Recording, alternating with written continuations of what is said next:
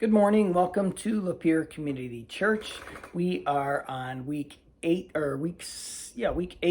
of our reading. We are finishing up the book of Judges. Next week we'll be in the book of Ruth. If you'd like our reading plan, just going through the stories of the Bible from the beginning all the way through into the New Testament through the book of Acts, you can download the reading plan at lapeercc.org. If you are wondering where we at this week, we are, if you should have done your reading in week 18, Judges 13 through Judges 21. And there's a lot of stories in there. We can't cover them all, but we are going to cover a little bit of Samson. And the story of Samson is a pretty interesting. So in all of Judges, there's really two really famous judges. And in their messages on Sundays, we're only going to cover two. Last week was Gideon, and this week is Samson. Those are the most famous two characters in the book of Judges. And but all of the other stories we cover on Wednesdays. If you'd like to join us on Wednesdays, our Q&A, read your passages and then write down questions and then join us. You can sign up for those classes at lapeercc.org, and we'll give you the password to get into the Zoom class, and we can discuss more details of all of the passages in this week's reading. All of the videos of the previous messages and the Q&As are on the Lapeer Community Church YouTube channel as well, if you'd like to read those. This week we're talking about Samson, though, and it's interesting that we're going to talk about Samson. We're going to talk about strength, and understanding what strength is not what we always think it is. So Samson was a very weak man, even though most of history and writing talks about his unbelievable strength, his physical strength, but as a character, he was extremely weak. Now, Samson, as a man, he first of all, as a boy, he was born as to be a Nazarite. And a Nazarite had commitments that the average Jewish person didn't need to make. And from his birth, he was told to be raised to never have a razor cut his hair. His hair always grew from the time he was born.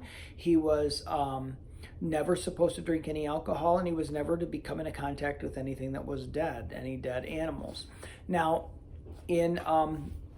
that's a Nazarite vow. They're usually only like up to 100 days, but there are three that have a whole life. They're supposed to live as a Nazarite their whole life.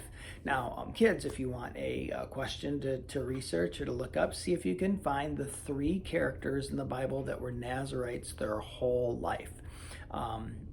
Samson's one of them, so you have to find the other two.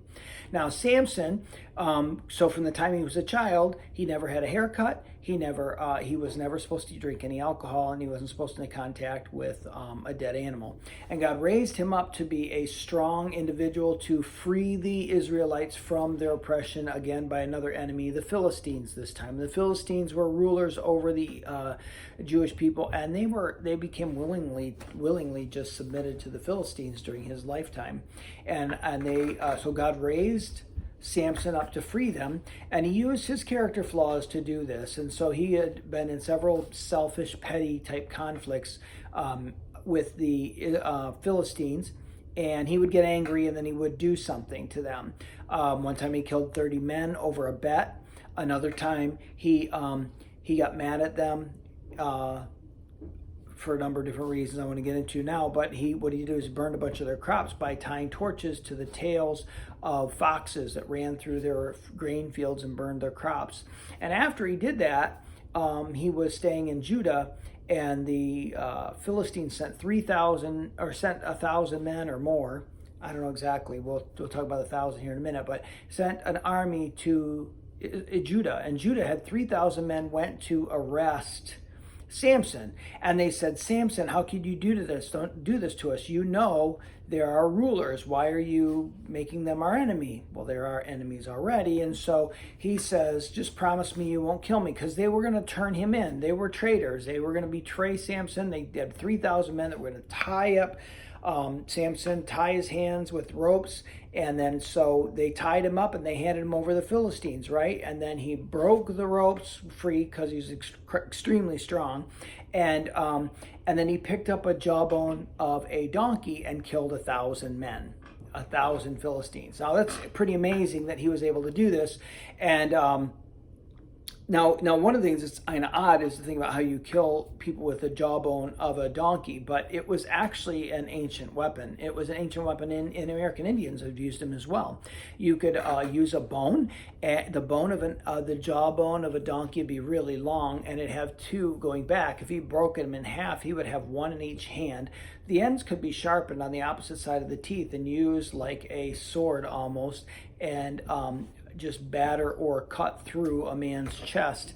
And so he would have defeated 1,000 Philistines in hand-to-hand combat. Just all he'd have as weapons of these two bones, or one bone maybe. But at any rate, he would have had this weapon, which was a bone, and destroyed 1,000 men all by himself. That's a pretty incredible person. He's also killed a lion with his bare hands. Now, things that he did that he wasn't supposed to. He would have inappropriate relationships with women, and he wanted to marry a woman that wasn't a Jewish person. He wanted to marry a Philistine, and God used this to create conflict between him and the Philistines, so he would use the strength that God gave him to destroy the Philistines. And he ends up with the lion that he destroyed. He touched a dead animal. When he went back to it and found out there was a beehive in there, and he pulled out honey, but he wasn't supposed to come in contact with a dead animal. And so he didn't really pay attention to the things that he was supposed to as a Jewish person, and certainly not as a Nazarite, but he did never cut his hair. Now, one time later on, he fell in love. He fell in love with a woman named Delilah. And Delilah was being bribed by the Philistines to find out the secret of his strength. And so she'd ask him, Samson, what is the secret to your strength? And he didn't want to tell her. But he fell in love with her, and she'd say, you don't love me, you got to tell me this. And so the first time he says, if you take 7 bowstrings, from bow and arrows, 7 bowstrings that have never been used, fresh ones, tie me up with those, then I will become as weak as any man. Now, one of the things that's really interesting is that if we picture Samson in artwork and things like that, he's always seen as this massive Hercules of a man, but in reality, he was probably just a regular man like me. More hair, obviously, because he never had it cut. But he would have just been an average person. Otherwise, they wouldn't be asking for the secret of your strength. If he had all these muscles, it would be no secret. You're strong because you're big and you got big muscles. No, he was just an average man. The secret to his strength is God, the Spirit of the Lord would come on him, and then he would have the strength to do the destruction that he did. And so Delilah is asking for the secret to his strength. He says 7 bowstrings. So when he's asleep at night, she ties him with 7 bowstrings, and she says, Samson, the Philistines are upon you, and he breaks them. Now, right then I'm like, this woman's not for me. She's trying to trap me. She's trying to make me weak and get me arrested. And he breaks them, and he's not attacked by the Philistines because he breaks free. So she cries and gets all upset and says, you still don't love me. You don't tell me the secret to your strength. Then he says, well, you need new ropes, just real ropes, but they have to just be new and fresh. So she takes new, fresh ropes, ties them up. Same thing, just breaks them right off, just like ropes before. She says, Samson, the Philistines are on you, just breaks them free. Another time he says you had to braid his hair into some fabric, take the braids of his hair and weave it into fabric. Not exactly sure how that's done, but same thing. Samson, the Philistines are on you, breaks 3, nobody can subdue him. He's too strong. And then we're going to go into the passage we'll read here. So if you open up your Bible to Judges chapter 16, starting in verse 15. So I'll give you a second to get there. If you want to go to the book of Judges, open it up to chapter 16. And this is where she finally gets him to tell her all his secrets, starting in verse 15. Then she said to him, how can you say I love you when you won't confide in me? This is the 3rd time you've made a fool of me and haven't told me the secret of your great strength. Now, it seems strange that he would be like, I do love you, but I don't know why you're trying to get me destroyed by the Philistines, trying to find out the secret of my strength so you can destroy me. Why should I be in love with a woman who's trying to kill me or get me captured? And so, but verse 16 says, with such nagging, she prodded him day after day until he was sick to death of it. So he told her everything. No razor has ever been used on my head, he said. Because I have been a Nazarite dedicated to God from my mother's womb, if my head were shaved, my strength would leave me and I would become weak, or as weak as any other man. I always think that's kind of neat, being interesting, weak as any other man, that man is weak in general, physically, compared to what he was for sure. When Delilah saw that he had told her everything, she sent word to the rulers of the Philistines, come back once more. So they were there every single time. And he should have no reason to trust her, but he did. And he has told me everything. So the rulers of the Philistines returned with the silver in their hands, because they were offering her a lot of silver. And after putting him to sleep on her lap, she called someone to have his shave off the 7 braids of his hair, and so began to subdue him, and his strength left him. Then she called, Samson, the Philistines are upon you. And he woke from his sleep and thought, I'll go out as before and shake myself free. But he did not know that the Lord had left him. And they actually captured him, they blinded him and tied him up and put him in prison.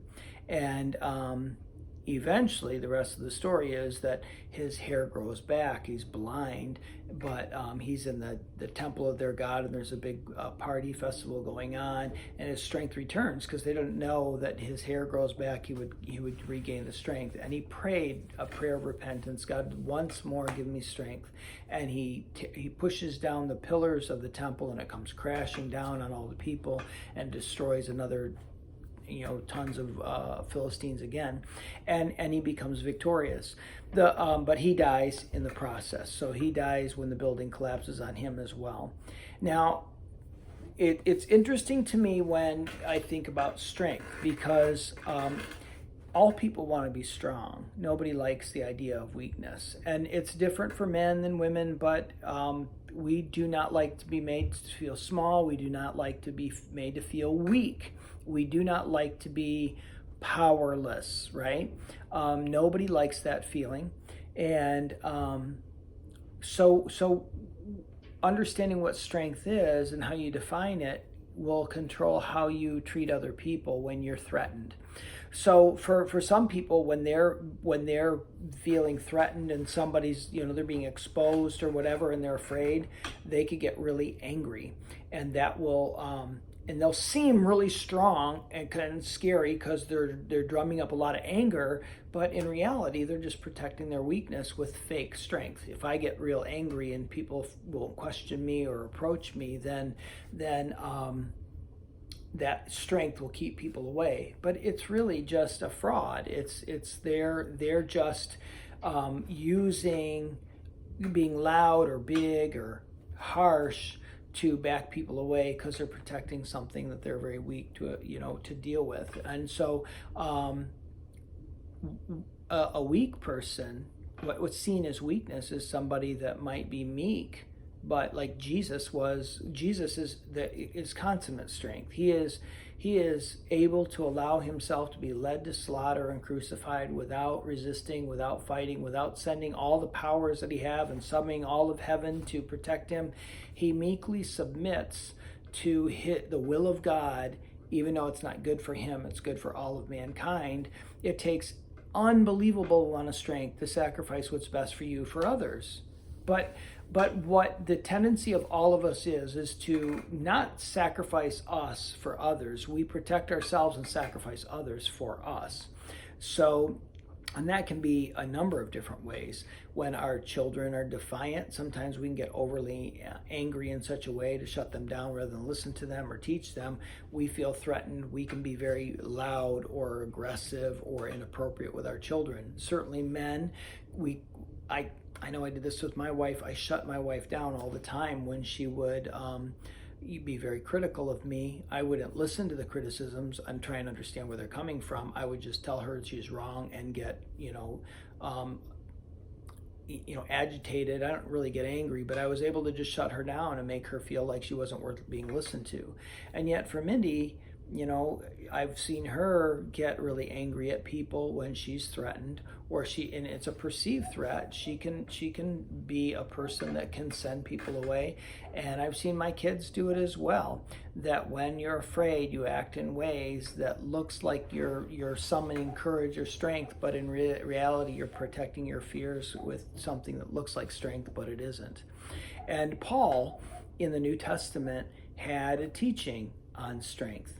And he had he was a person that had been stoned and almost drowned, and he had been threatened and attacked over the course of his lifetime. He had been beaten, all these things. He submitted to these things because of his strength. There was one time he wanted to go into a stadium to speak to a crowd who wanted to kill him, and he was ready to go in. He was restrained by other disciples saying, no, you're not going in there. But he wasn't afraid. He really just loved those people, and he wanted to share the gospel with them, even if it was going to cost him his life.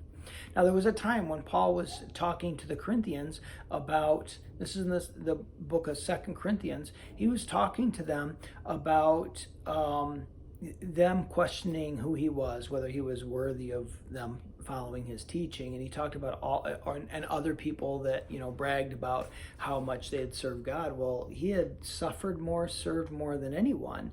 And so he hated bragging about these things, but he said, I have to let you know that these people that don't compare, and he felt foolish. But at the same time, he was saying that he knew of a person who was talking to himself that had given a vision all the way up to heaven, saw what heaven was like. And God, to humble him, to make sure he didn't let that go to his head, that make himself think he's better than everybody else. It says, so if you go to 2 Corinthians chapter 2, you will see this, is that it'll say he gave him the thorn in the flesh, some kind of disease or sickness that he prayed 3 times that God would remove it. And God always said no. And you see the answer no in chapter 2, verse 9 of 2 Corinthians. And so many people think it's blindness because of other passages in the Bible. We can get into that on Wednesday, why they think it is. But what he says is, he says this, he says, but he said to me, that's God, my grace is sufficient for you, for my power is made perfect in weakness. Therefore I will boast. So God said to him, God's power is made perfect in weakness. Therefore I will boast, and as Paul's saying, therefore I, Paul, will boast all the more gladly because of my weakness, so that Christ's power may rest on me. All right, so he's going to take that weakness and say, that's going to rest on me because I'm relying on the strength of God. And that is why, for Christ's sake, I delight in weaknesses, in insults, in hardships, in persecutions, in difficulties. For when I am weak, I would think then he is strong. But that's not what it says. It says, for when I am weak, I am strong. So your commitment to be strong, because men especially, we are designed to be strong, and women have a strength of their own as well. But your strength is not found in physical strength or in toughness or boldness, but in weakness. And what I find fascinating is that in last week's story, it is God that wanted to make Gideon's army weaker, down to 300, so that God's strength could be shown. Now, when Samson said the secret of his strength was in his hair, that is not true. When he had his hair cut, what it says is that the Lord had left him. Left him because he disobeyed the commitment that was made before he was born, that he was supposed to be a Nazarite. No haircuts, no touching dead animals, and he was always with women that he wasn't supposed to be. So he did all these things out of his weakness. He wasn't strong enough to stay faithful to what God wanted. He capitulated to the nagging of a woman that wasn't his wife to make him surrender a thing that he kept obediently, so that through somebody else that his hair was cut. It was disobedient. And Samson is not portrayed as a wonderful person anywhere in this passage. Any of these places is he seen as somebody great. He is seen as a failure. God used him to do pretty amazing things, but as a person, he was not a very strong leader. He was weak. He was on his own. He didn't lead people. He did everything on his own, and he just had angry temper tantrums, and God allowed that to be used to destroy the Philistines, but there was no strength of character in him. And so when Delilah asked him, what's the secret to your strength? He should have said the Lord, Yahweh. That's what he should have said, but he didn't. He said the secret of his strength was his hair. It wasn't his hair. God gave him a supernatural strength because that was his call in his life, and he was supposed to remain obedient to the law of the Nazarite, and he didn't. He was just selfish. It was all about what he wanted, when he wanted it, how he wanted it. He was arrogant, belligerent, and foolish. and certainly weak. He never should have been with Delilah. And then when he was, he should have said, I'm not going to ever tell you what is the weakness. If I'm going to tell you, he should have said, it is the Lord that gives me strength. You can't take it away, and left it at that. And then if he was obedient, he would have just stayed strong. But he wasn't humble enough to do that. He thought he was larger than life. He didn't think that it was just, he's just God's instrument, and God gives him strength when he needs it. But that's exactly the truth. And the thing is that when you submit to Jesus Christ, this is really important. When you face things that are really scary, and I've faced things that are scary, and they're usually other people. They scare me, especially when they get angry, when I'm afraid I'm not going to be enough, or when I'm not going to meet their expectations, or when I mess up, when I know it, and when I don't. All of those things. But being willing to hear criticism, find out what did I do, or even confront somebody that's doing something that's inappropriate. Those fears. I need strength of Jesus Christ to lean into those things, and like when my wife is acting in such a way that scares me, and she does sometimes, but to be calm and collected and loving and gentle doesn't look like real strength, but it's way harder than being belligerent, angry, and shut my wife down. And it's taken years for God to give me the strength to lean into those things. I don't do it all the time, I'll readily admit. But when I do, it's amazing that I let my fears not rule over me and lean into the difficult relationship with my wife. And what God does with that's pretty amazing. It is your need to be dependent on Jesus Christ for that to happen, though. It is you submit your life to his will, which is what Samson was supposed to do but didn't. And that's why he became weak. If you surrender your life, you have to admit that you're weak. And then when conflict or something scary comes up, whether it's a boss or a relationship, you can face those things if you're devoted to Jesus Christ, so that his strength can reside in you. So when you are weak, then he is strong. You have to admit that you're weak, and then you can appropriately lean into the things that are difficult. If you don't do that, you're going to miss out. You're going to miss out on what real strength feels like. But you have to humble yourself. You have to admit that you're not strong, that God is everything. We need him, and surrender your life to him. It is my prayer that everyone would discover how much they need him. And it is difficult for us to say we need anybody. And many times we want to rely on ourselves for our own means of living. And certainly we don't rejoice. What I find fascinating about Paul is, therefore I'll boast gladly about my weakness. We don't brag about our weaknesses, right? We don't brag about what we're afraid of. And that is why, for Christ's sake, I delight in weaknesses.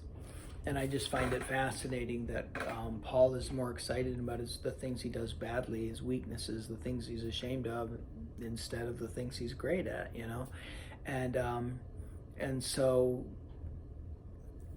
walking with Jesus Christ is backwards.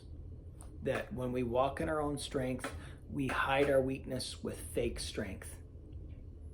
In walking with Jesus Christ, we walk in strength, but it hides behind a fake weakness, something that looks like weakness, but it's really strength.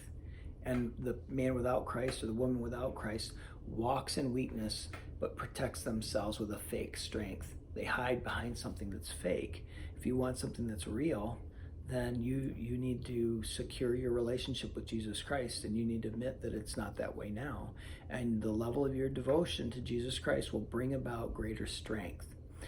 So I'd like to take the time, let's pray together, and I want to lead you in a prayer that you can say yourself, and in your own words, just you rephrase what I'm saying. And if you're with other people in the room, you don't have to say it out loud. You can say it quietly, but just take the time to pray this in your own words.